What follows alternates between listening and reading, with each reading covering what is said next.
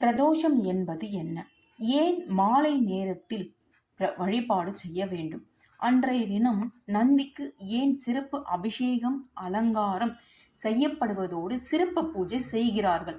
இவை அனைத்திற்கும் விடை கிடைக்கும் விதமாக பிரதோஷ புராண கதை என்ன என்பதனை விரிவாக இந்த பதிவில் பார்க்கலாம். ஒரு நாள் இந்திரலோகத்தில் தேவேந்திரன் தனது வாகனமான ஐராவதத்தின் மீது அமர்ந்து கொண்டு மகிழ்ச்சியுடன் வலம் வந்து கொண்டிருந்தானாம். அப்போது அவன் எதிரே துர்வாச முனிவர் வந்து கொண்டிருந்தார்.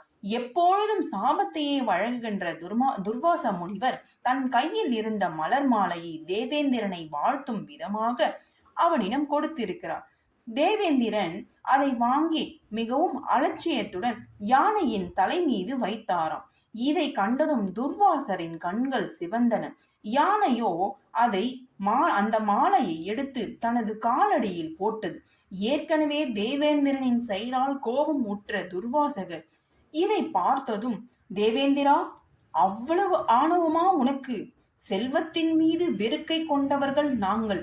லக்ஷ்மி தேவியின் அருட்கடாட்சம் பரிபூர்ணமாக உனக்கு கிடைக்கட்டும் என்று அந்த அன்னையின் பிரசாதத்தை உனக்கு அளித்தேன்.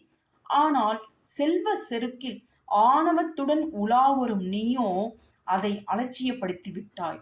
உன்னுடைய ஆணவத்திற்கு காரணமான செல்வங்கள் அனைத்தையும் நீ இழக்க செய்வாய் என சாபம் விட்டார். துர்வாசரின் சாபம் உடனே பலித்துவிட்டது. தேவேந்திரனின் அனைத்து செல்வங்களும் அவனை விட்டு நீங்கின. அன்னை லக்ஷ்மி தேவி பார்க்கடலுக்கு சென்று மறைந்து விட்டாள்.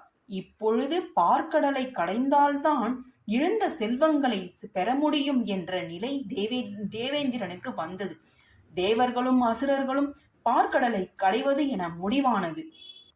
தேவர்களும் அசுரர்களும் வாசுகி என்ற பாம்பை கயிறாகவும் மந்திர மாலையை மத்தாகவும் பயன்படுத்தி பார்க்கடலை கடைய துவங்கினர். வாசுகியின் தலைப்பக்கத்தை அசுரர்களும் வால் பக்கத்தை தேவர்களும் பிடித்து கொண்டனர். பணிகள் வேகமாக நடைபெற்றது. மத்தான மந்திர மலையை கடலுக்குள் அமிழத் தொடங்கியது. உடனே மகாவிஷ்ணு கூர்ம அவதாரம் எடுத்து அதை தாங்கி மூழ்காதபடி தடுத்தார். அப்பொழுது வேறு ஒரு விபரீதம் நடந்தது. கடலுக்குள் இருந்த விஷமும் வாசுகி கக்கிய விஷம் சேர்ந்து பயங்கர ஆலகால விஷம் வந்தது. அதை தாங்க முடியாமல் அனைவரும் துடித்தனர். விஷத்தின் வீரியம் தாங்க முடியாத தேவர்கள் கைலாயத்தில் நந்தி தேவரிடம் அனுமதி பெற்று சிவபெருமானை சரணடைந்தனர். கருணை கடலே, ஆதியுமாய் அந்தமுமாய் இருப்பவனே, எங்களை நீங்கள் தான் காப்பாற்ற வேண்டும்.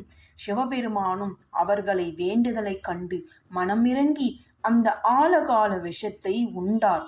இதை கண்ட அன்னை பார்வதி தேவி சிவனின் தொண்டை பகுதியில் கை வைத்து தடுத்தார். இதனால் விஷம் தொண்டையிலே நின்றது. இதனால் சிவன் நீலகண்டன் ஆனார். தேவர்கள் அனைவரும் கலக்கம் தீர்ந்தது. அவர்கள் மகிழ்ச்சி அடையும் பொருட்டு நந்தியின் கொம்புகளுக்கு இடையே நடனமாடினார் சிவபெருமான். மற்ற தெய்வங்களும் மகா முனிவர்களும் ஆனந்த தாண்டவத்தை கண்டு தரிசித்தனர். இவ்வாறு சிவபெருமான் அவர்களை காப்பாற்றிய காலமே பிரதோஷ காலம் என கருதப்படுகிறது. பிரதோஷ காலங்களில் சிவபெருமானின் வாகனமான நந்திக்கு முதலில் அபிஷேகம் நடந்த பிறகே சிவனுக்கு அபிஷேகம் நடத்தப்படும். சிவபெருமானுக்கு நடத்தப்படும் அனைத்து அபிஷேக பூஜை அலங்காரம் நந்திக்கும் நடத்தப்படும். பிரதோஷ காலங்களில் சிவபெருமான் தனது வாகனமான நந்தியின் இரு கொம்புகளுக்கு இடையே நின்று நடனம் ஆடுவது ஐதீகம். சிவபெருமான் பிரதோஷ காலங்களில் யார் ஒருவர் சிவனையும் நந்தியையும் தரிசித்து வழிபடுகிறாரோ அவரின் பாவங்கள் நீங்கி புண்ணியங்கள் கிடைக்கும் என்பது ஐதீகம்.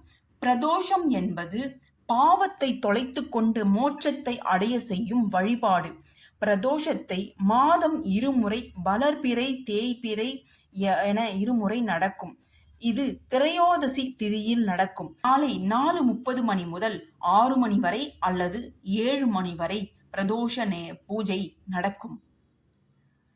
பிரதோஷத்தன்று விரதம் இருப்பவர்கள் அவர்கள் நினைத்தது நிறைவேறும் என்பது புராண கதை. ஓம் நம சிவாயா.